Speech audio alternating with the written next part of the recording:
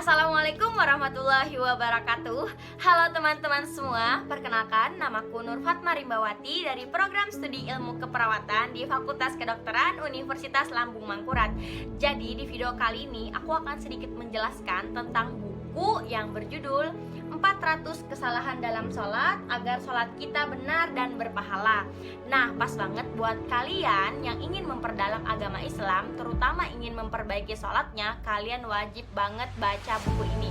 Karena dalam Islam, sholat itu merupakan tiang agama, seperti yang diriwayatkan oleh Baihaqi. Rasulullah SAW bersabda, "Salat itu tiang agama Islam, barang siapa yang mendirikan salat, maka ia sungguh mendirikan agamanya. Dan barang siapa yang meninggalkan salat, maka ia sungguh merubuhkan agamanya."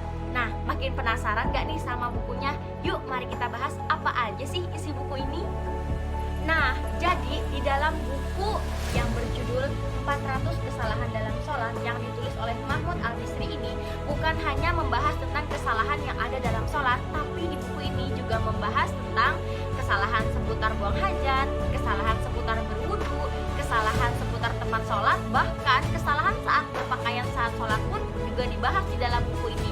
Misalnya yang pertama, kesalahan kita berpakaian saat sholat. Kita sering sekali melihat orang di luar sana atau bahkan kita sendiri kurang memperhatikan pakaian kita saat sholat. Kita biasanya menggunakan pakaian yang tipis sehingga terlihatlah aurat kita, atau bahkan menggunakan pakaian yang pendek. Jika kita bertunduk, maka itu bisa tersingkap baju kita dan kelihatanlah aurat kita. Padahal dalam sholat, jika kelihatan aurat kita, maka sholat kita tidak sah. Nah, untuk yang ketiga yang dibahas oleh buku ini yaitu tentang kesalahan seputar berwudu. Nah, khususnya untuk kaum wanita nih yang mengenakan cincin, pada saat berwudu tidak dilepas cincinnya. Nah, itu dikhawatirkan bisa menghalangi masuknya air yang seharusnya area terkena air wudu malah tidak terkena air wudu. Jadi, pada saat berwudu sebaiknya jika mengenakan cincin bisa diputar-putar seperti ini saat berwudu ataupun dilepas cincinnya. Karena salah satu syarat sahnya salat adalah berwudunya juga harus benar. Nah, untuk hal yang ketiga yang dibahas dalam buku ini yaitu kesalahan buang hajat. Seperti kita buang hajat ke arah angin yang bertiup, misalnya kita buang air kecil. Itu merupakan sebuah kesalahan. Mengapa demikian? Karena sama saja kita menyengajakan agar air kencing kita memercik ke tubuh kita, dan itu bisa menyebabkan salat kita batal atau tidak sah.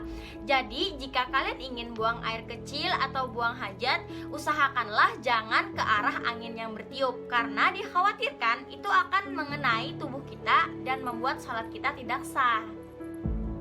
Nah, untuk hal keempat yang dibahas di dalam buku ini yaitu seputar kesalahan tempat sholat.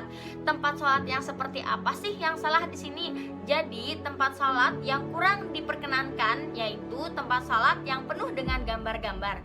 Mengapa demikian? Karena dikhawatirkan pada saat kita sholat, jika tempat kita dipenuhi dengan gambar-gambar, itu dapat mengganggu dan menyibukkan diri kita dengan gambar-gambar yang ada, sehingga membuat kita terkeluar dari kekhusyuan kita dalam sholat. Jadi sebaiknya jika kalian ingin sholat, pilihlah tempat yang bisa membuat sholat kalian itu menjadi khusyuk, misalnya yang tidak ada gambar-gambar. Nah, jadi seperti itu ya teman-teman. Untuk yang terakhir yang dibahas dalam buku ini atau inti dari buku ini yaitu kesalahan dalam sholat. Kesalahan dalam sholat salah satunya adalah menguap pada saat sholat. Kenapa demikian? Misalnya kita menguap pada saat sholat dan mengeraskan suara kita saat sholat, terutama di masjid. Karena seperti yang diriwayatkan oleh Imam Bukhari, salah seorang dari kalian mengucapkan hah, maka syaitan akan mentertawakannya. Maka sebisa mungkin jika kalian sholat, usahakanlah jangan menguap, karena sesuai dengan hadis yang sudah diriwayatkan oleh Rasulullah tadi. Nah, adapun ringkasan dari buku ini atau inti apa saja sih yang dibahas dari buku ini, yaitu bisa kita baca di belakang ini, yaitu Nabi bersabda, "Sesungguhnya amalan seorang hamba yang akan dihisab pertama kali pada hari kiamat adalah amalan sholatnya. Jika sholatnya telah benar, maka dia akan beruntung dan berhasil. Namun jika sholatnya itu rusak, maka dia akan merugi.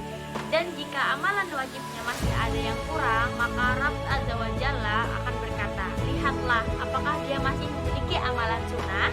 Jika Jika didapati dirinya mempunyai amalan sunnah, maka amalan wajibnya yang masih kurang tadi disempurnakan dengan amalan sunnahnya.